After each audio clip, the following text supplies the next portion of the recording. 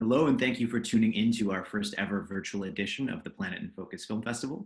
My name is Julian Carrington, and I am a programmer with the festival.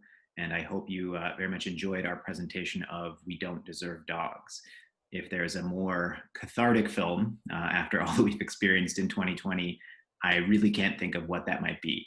So I am very pleased that filmmakers Matthew Salleh and Rose Tucker have been able to join us for a Q&A.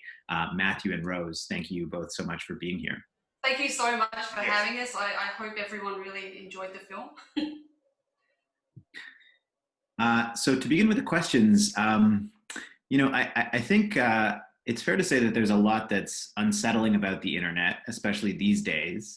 But maybe one of its most reliable pleasures, I think, is the steady stream of pet videos that it brings into our lives.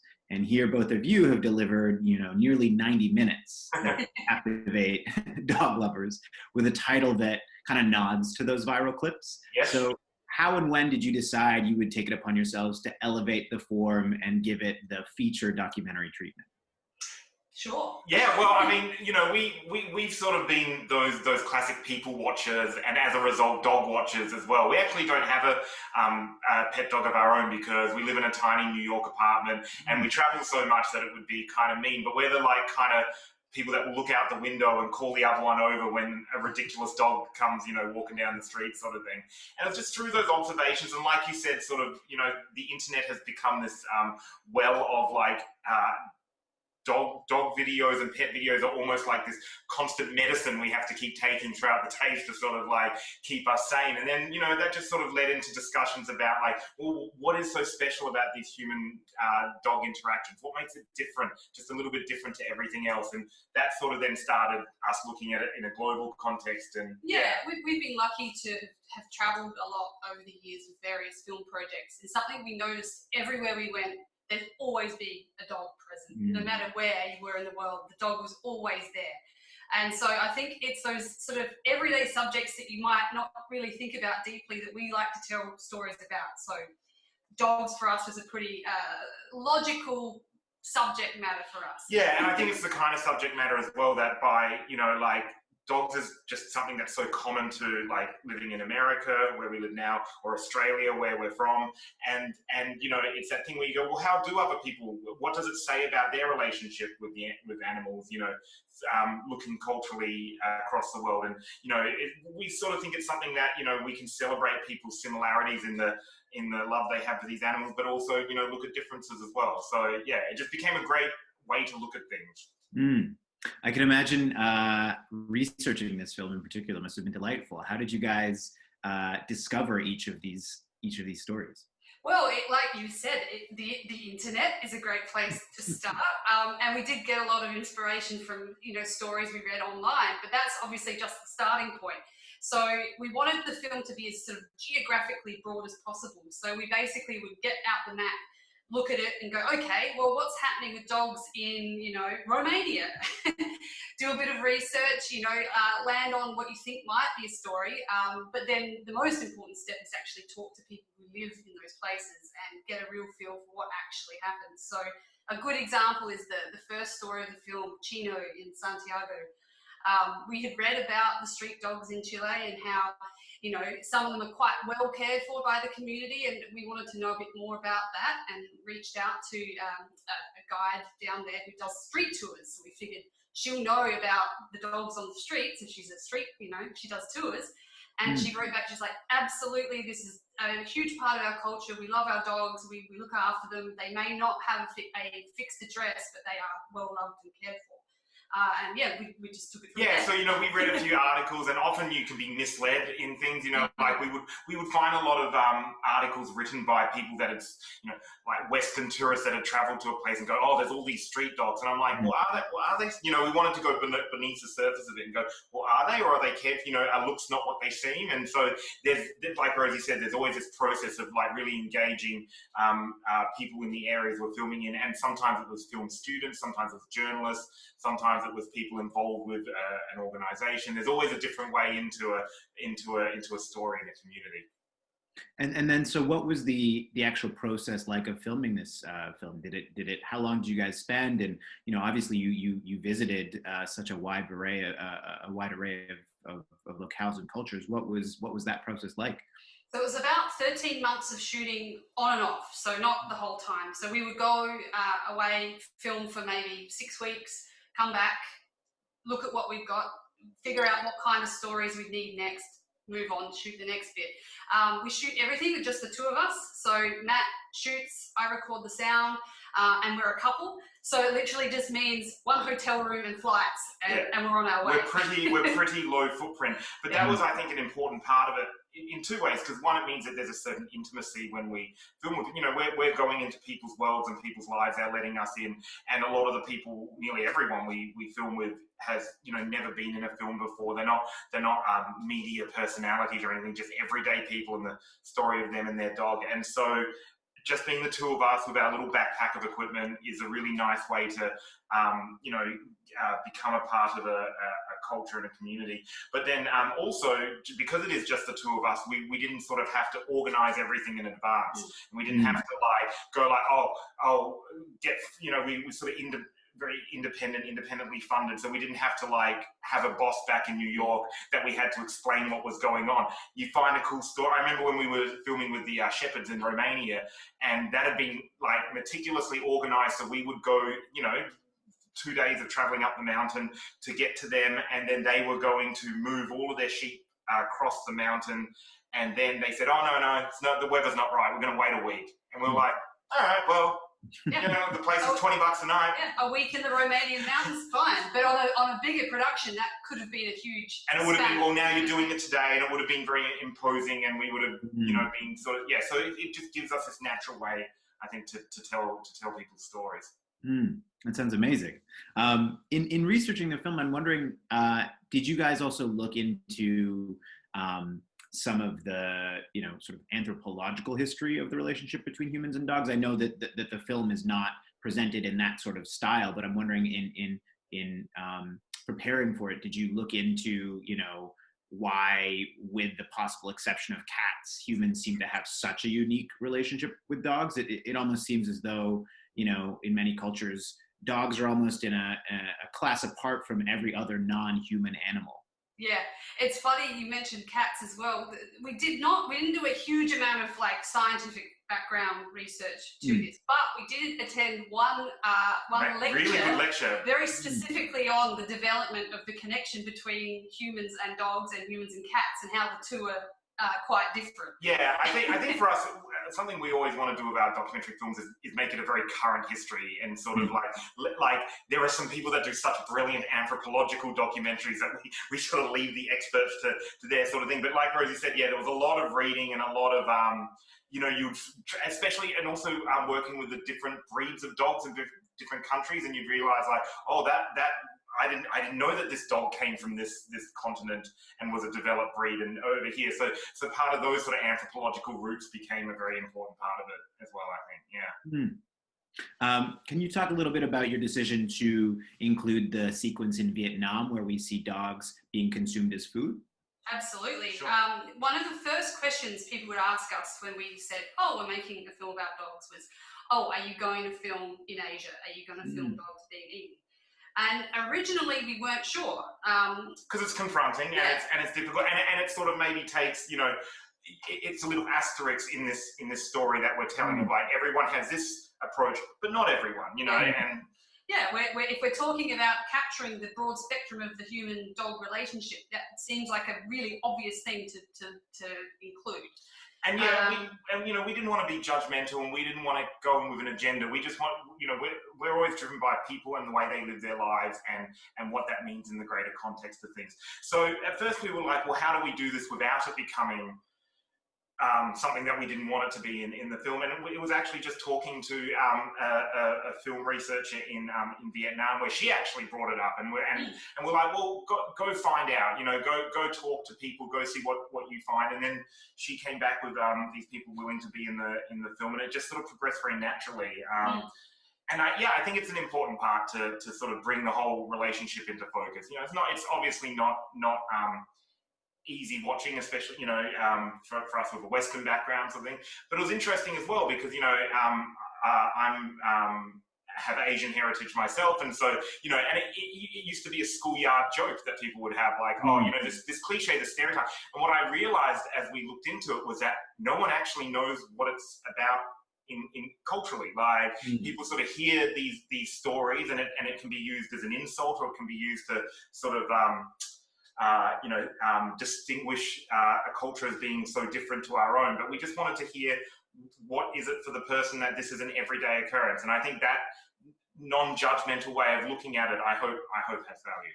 Yeah, I think you guys have handled it in a way that it is, it does invite a moment of reflection where, we've previously been immersed in a much more sort of traditional relationship. I think that many of us do share to dogs. And then this moment, I think is an invitation to pause and consider, okay, well, why do we treat dogs this way and consume other animals? And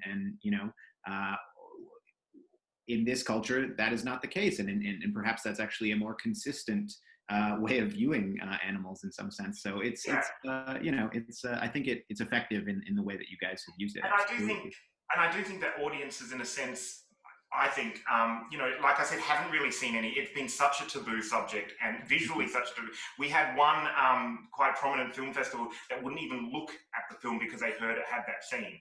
And I was like, that's, well, I don't know what's in your head. Like, what are you thinking that this is? That, like, so the reaction to the scene has been like, most people, if they hear about it, get worried, but most people, when they see it, can handle it. Can make them think about the relationship they have with food, the relationship they have with animals. I think it broadens the horizon of what people think about. And I find it really interesting that a lot of people comment on that scene.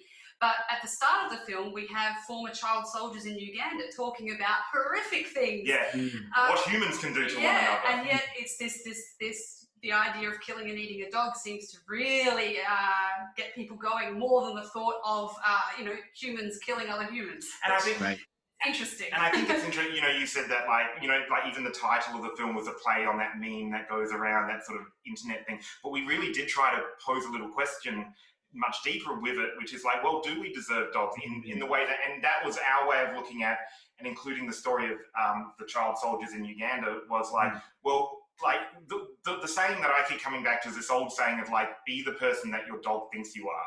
And we really wanted to look at, well, how do humans deserve, literally, this love, loyalty, devotion that a dog automatically brings into a situation? And through war and through other things, we can see, like, oh, we might not have the squeaky clean record we think we might, but I actually ultimately believe that the good outweighs the bad, and that humans do deserve that love and affection that dogs give. So that was all a part of it as well. Yeah, it's a lovely way of putting it. I'm wondering, were there sequences for each of you that are personal favorites? I would be lying if I said I didn't have a soft spot for Major, the bull terrier in Scotland. That dog was special. He just had the for no particular reason. Just fantastic. But I just also love his story. He'd been treated really terribly, and Val had taken him in and brought him back to health, and just the happy personality of that dog after going through years of trauma it was lovely to see. So he was a favourite. Yes, and like I was saying, one of those really affirming stories that does sort of go like, well, humans do have more good in their heart. And on that, the other obvious one for me is in Pakistan. We filmed in Karachi with called Beanish, who took a dog in and he was injured. She took him in, she healed him and fell in love with him, and has kept him despite all her family and friends telling her that it's against her religion. She was just really cool. Yeah, I was going to say that was a really striking story for me as well, because my dad was of Muslim heritage, but like immigrated to Australia and had to sort of like weave this line through like traditional Muslim culture and living in a Western society. And I remember we got a pet dog when he was about 12, and he just didn't know they'd never had a pet dog, because basically depending on where you fall on the line, some Muslim cultures don't have dogs as pets, some we met another guy that was like, oh no, I just wash my hands. It's like a cleanliness thing. There's some people that are really object to it, and yeah, and so finding your way amongst modern amongst traditional religion, and my dad had to sort of work all of that out with Muslim culture, and so we had a pet dog, but like if ever family from traditional Muslim side visited, we'd sort of hide them out the back sort of thing. And so to see Beanish just approach it in her unique way of like, well, the book says something, but the book also makes me believe in a higher power, and I believe I'm doing right. I think he'll be fine with it. That was very powerful, and especially coming from Beanish, who has, she was she told us a story about being part of she was part of the national Pakistani hockey team, and they were going to go play in Saudi Arabia, and the customs officer, when she arrived, said, oh, you have to put the headdress on, and she's like, nah, and she just turned around and went home. So she was like a badass in like a pretty conservative culture. And we sort of go to her like, are you okay being in this film? This film might be seen by people. She's like, I don't give a damn, I don't care. Like really confident, brave, like kind of cool. Yeah. Yeah. No, that she is a standout character, certainly. I think, in many ways the dogs are the stars of the show, but I think if there's one human that I remember most vividly, it's probably her. Yeah. Yeah. I'm wondering, you guys obviously have, I'm sure, been presenting this virtually to a much greater extent than you were expecting initially. What has the response been like to the film thus far? It's obviously very different to sitting in a cinema and getting that instant response. We've had people reach out on social media and things like that, which has been lovely. Yeah, it's been very positive. Yeah, very positive. But just a bit harder to yeah, not that kind of instant gratification of being in cinema. But the film did play its first in-cinema screening in Australia last weekend, and it sold out. So we were like, okay, that's cool. Yeah. So it's in America, it's been pretty much virtual screenings. Yeah. It's playing in Poland this weekend, which is exciting as well. That's in cinema as well. But yeah, no, I wouldn't. It has been we sort of did always intend it to be seen first with big audiences and stuff like that, and we sort of had to put on, I think it's been a bit of a mess trying to get a film released in time for like this. I'm sure you've spoken to many filmmakers that are just sort of having to throw the rule book out, all of that. But then I do look to like, it's really strange. We finished this film just before it all hit, and I'm really glad that we got to sort of have all of our thoughts from the before time all packaged into that film. I mean, this would have been a mess of a film if we'd half shot it. Now, we probably would have finished in about 2030 at this rate. But also that film does preserve all of the before times in our minds in that film. And then I think, the film has obviously, since the day this pandemic hit, has taken on new meaning constantly, as we enter each new month of a lockdown or isolation, as, for the first time ever, I think where we are, all of the rescue centres have run out of dogs to give away, because people are going to that library. People are reevaluating relationships with people and animals and everything all over the place. So I love the way that our film sort of plays into that developing perspective that everyone is constantly changing. Yeah, absolutely. I mean, I think, I'm well aware that the sort of sales environment for films is in flux at the moment, and the distribution environment is in flux as well. But I can only imagine, with this film, you've got dogs, you've got a celebration of companionship, you've got sort of travel in these exotic locations. I can only imagine that for a lot of people, having just endured months of lockdown, this is like a cinematic tonic. So I really hope that you guys have an opportunity to get it out into the wider market as soon as you can. Yeah. It's slow moving, but we're getting there slowly. We're working on it. Okay. And maybe just by way of closing, I've read a couple of interviews that you guys have done, and there was a really nice comment about the film sort of being a reminder that we're a global family. So maybe as a last word, if you want to expand on that idea. Yeah, sure.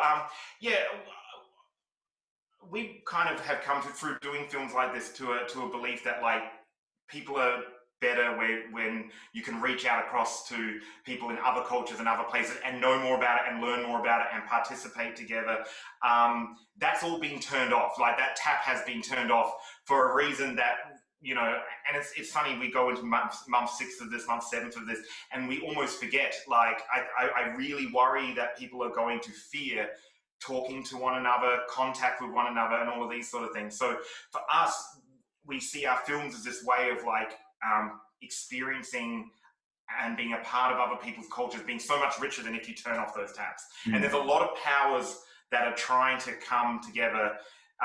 You know, ones we can't control, like this virus, but a lot we can control, about closing down those borders and removing that ability to communicate with one another. So for us, we just see our films as a way just to be like sort of a first step in that global dialogue, which I always do believe we're richer for.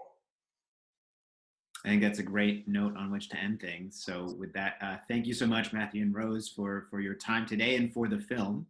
And thank you, obviously, all to you at home who are watching.